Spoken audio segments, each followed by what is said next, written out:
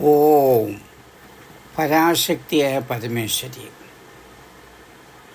ദിവ്യസ്വരൂപരായ ശ്രവണഭക്തരെ സാദരം സപ്രേമം വന്ദേ മാതരം. ഇന്ന് നമ്മൾ മനന വിഷയമാക്കുന്നത് പരാശക്തിയായ പരമേശ്വരി ഉപാസനയുടെ ഫലവും മഹത്വവും ആണ്. ഒരു ധ്യാന ശ്ലോകം ശ്രദ്ധിച്ചാലും ഓം ധ്യായന്തിയാം മുനിഗണാനിയതം ത്രികാലം സന്ധ്യേതി നാമ പരികൽപ്യ ഗുണാൻ ഭവാനി ഭീതോസ്മി ദേവി വരദേ ശരണം ഗതോസ്മി ഘോരം നിരീക്ഷ്യ മധുനാ സകൈടഭം ച ത്വം ശക്തിരേവ ജഗതാമഖിലപ്രഭാവ ത്വം നിർമ്മിതം ച സകലം ഖലു ഭാവമാത്രം. ദേവി പരാശക്തിയായ പരമേശ്വരിയാണ്, പ്രപഞ്ചമാതാവാണ്.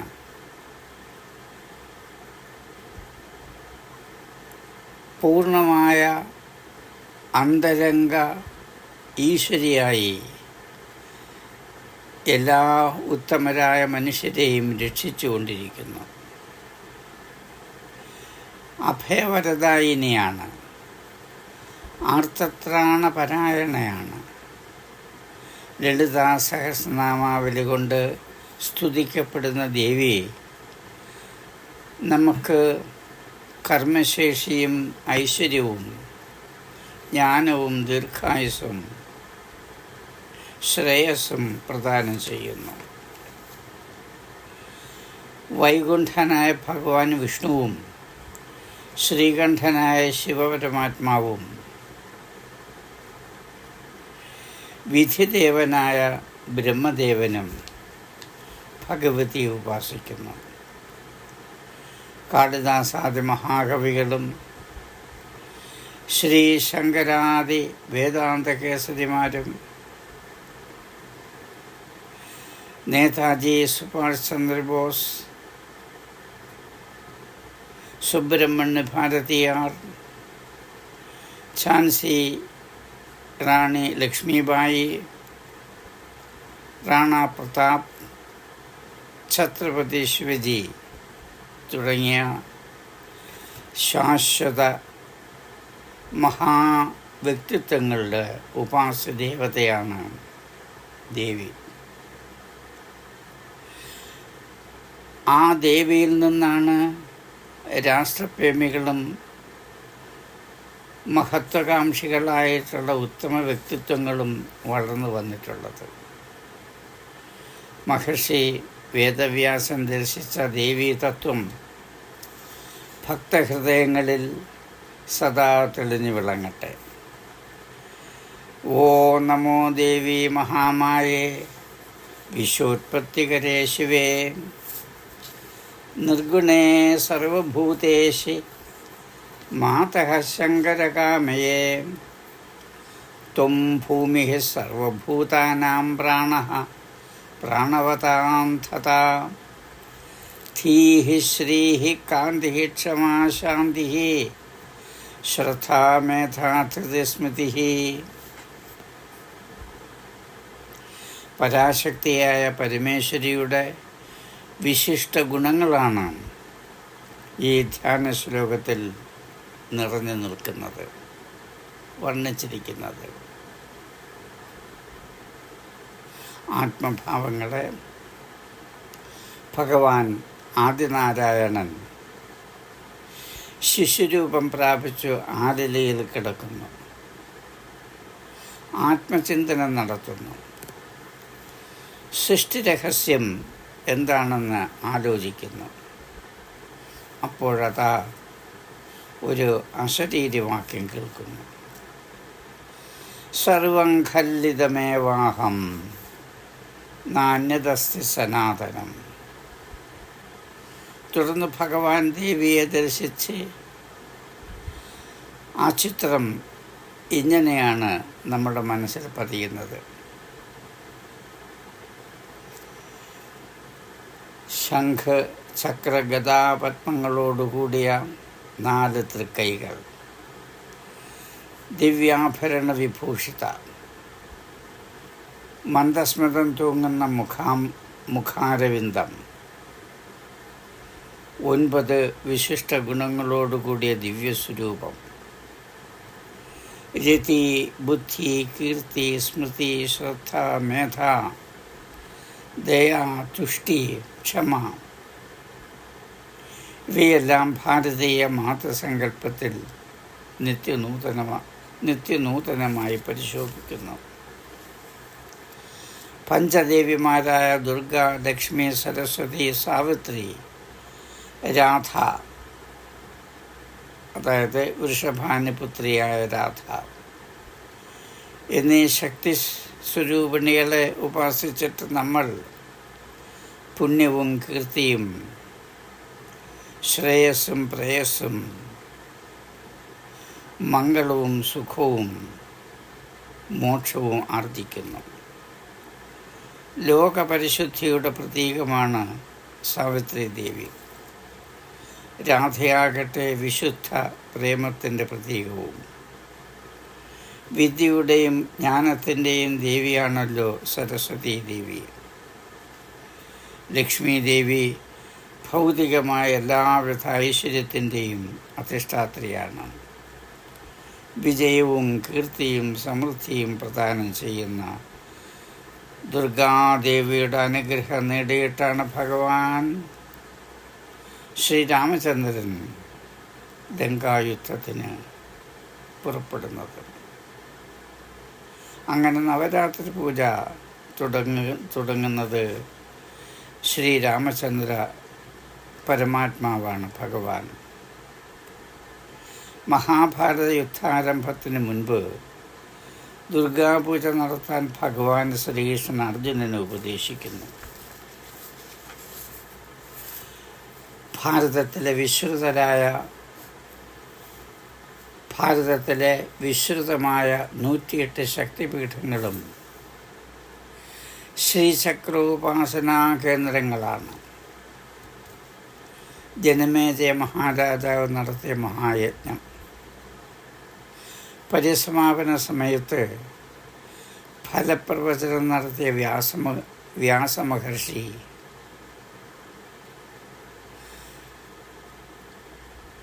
കലികാല ദുഃഖത്തിൽ നിന്നും മോചനം നേടുന്നതിനുള്ള ഉത്തമ മാർഗം ദേവീ നിഷേവ ആണെന്ന് ഉപദേശിച്ചു.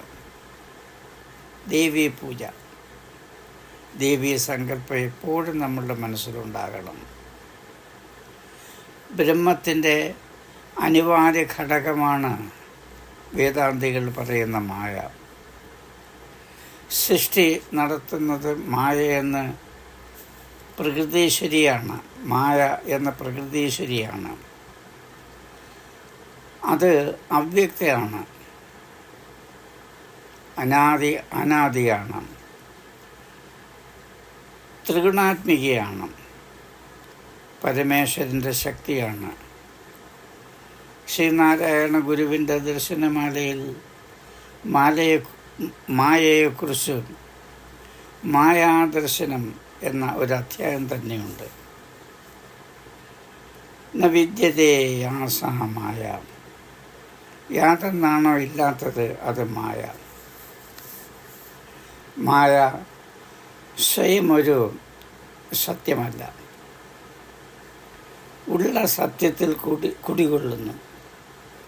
ആദിമശക്തിയാണ്. സാഖ്യദർശനപ്രകാരം ആദിമമായ സത്യത്തിന് പുരുഷൻ എന്നും പ്രകൃതി എന്നും 2 ഭാവങ്ങൾ സങ്കല്പിച്ചു. പ്രകൃതി പരിണമിച്ചുണ്ടായതാണ് പ്രപഞ്ചം. പുരുഷൻ അഥവാ ബ്രഹ്മം എന്ന ഈശ്വരൻ സകല മാറ്റങ്ങൾക്കും സാക്ഷിയായിരിക്കുന്നു. അത് നിർവികാരമായ ചൈതന്യമാണ്. ശൈവ ശാക്തേയ സമ്പ്രദായത്തിൽ ബ്രഹ്മത്തിൻ്റെ സ്ഥാനം ശിവനും, മായ അഥവാ പ്രകൃതിയുടെ സ്ഥാനം ശക്തിയും നിർവഹിക്കുന്നു. അതായത് ശക്തിയുടെ പര്യായമാണ് പ്രകൃതി. വേദാന്തത്തിൽ ഇത് മായയുടെ പര്യായവുമാണ്. പരാശക്തിയാണ് പ്രകൃതി എന്ന പദത്തിന് 3 അർത്ഥം സങ്കല്പിക്കുന്നു. 1, സൃഷ്ടിക്ക് മുമ്പുള്ളത്, ത്രിഗുണാത്മികമായ ശക്തി.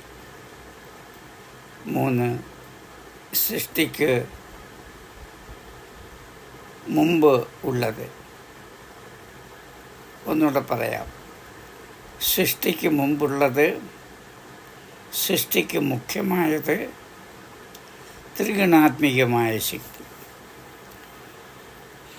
ഇങ്ങനെ മായയ്ക്ക്, പ്രകൃതിക്ക് 3 ഭാവം സങ്കല്പിക്കുന്നു. വൈദികവും പ്രാക് വൈദികവുമായ ഭാരതീയ സംസ്കൃതിയിൽ ഈശ്വരന് മാതൃഭാവത്തിൽ ആരാധിച്ചു വരുന്നത് കാണാൻ കഴിയുന്നു. തത്വത്തിൽ ഇന്നും അത് തന്നെയാണ് ഭാരതത്തിൽ അങ്ങോളം ഇങ്ങോളവും ഹൈന്ദവ സംസ്കാരങ്ങളിലെല്ലാം ദേവി ഉപാസന നടത്തുന്നത്. മാതൃദേവോ ഭവ. ദേവിക്ക് 3 രൂപങ്ങൾ കൽപ്പിക്കുന്നു. സൗമ്യം, ഉദാഹരണം കന്യ, കാമാക്ഷി, മൂകാംബി, സരസ്വതി. 2, രൗദ്രം, ഉദാഹരണം കാളി, ദുർഗ മുതലായവ. 3, ഗൂഢം, ലക്ഷ്മി, രാധ, ഗായത്രി മുതലായവ. ആത്മഭാവങ്ങൾ. വെള്ളിയാഴ്ച ദേവീ പൂജ പ്രധാനമാണ്. പാർവതി സബരിയാണ് വിവാഹത്തിന് മുമ്പ് ശ്രീ സീതാദേവി നടത്തിയത്. കാർത്യായനി പൂജ നടത്തിയിട്ടാണ് സീതാദേവി പരിണയത്തിന് രംഗവേദിയിലെത്തുന്നത്. നല്ല കുടുംബങ്ങളിൽ, അറിവുള്ള കുടുംബങ്ങളിൽ നിന്നും വിവാഹത്തിൻ്റെ പൂർവ്വസന്ധ്യാസമയം ദേവീ ദർശനം പ്രതിശ്രുത വധു നടത്തി വരുന്നു.